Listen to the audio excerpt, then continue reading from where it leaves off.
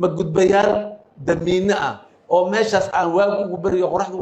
macquul maaha ee haddana aan sheeganayno mas-uuliyadda ummad dhan mas-uuliyaddeeda ma gudbayaal maahin wax ma garad maahin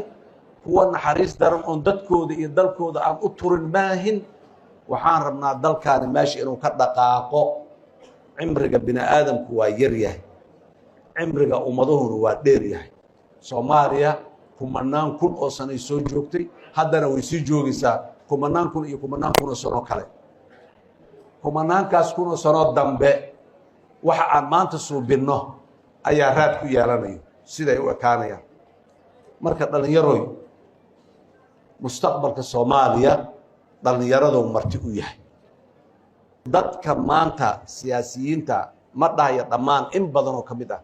waxay diidan yihiin siyaasadda in la nidaamiyo oo la tandiimiyo oo institution laga dhigay diidan yihiin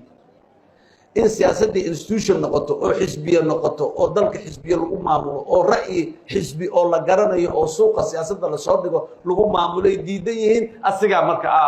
xisbigii ah asaa wax walba ah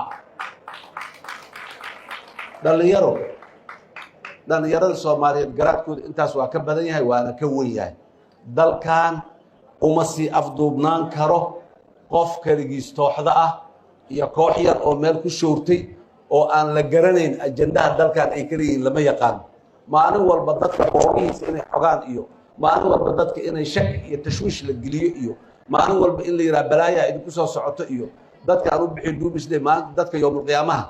maalintii qiyaamaha soo dumayso intay ka soo dhacaysaa balaayaa cirka fata ka soo leh waa la kala tegaa waa la kala go-go-ah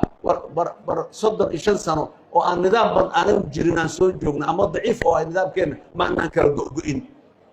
waxaana ragaadiyey 35 sano maanta aan joogno maalintii dowladda ay naga burburtayna siyaasadda qofaysan waay qof nin keligii tooxda ah oo meel taagan oo dhahayo anigaa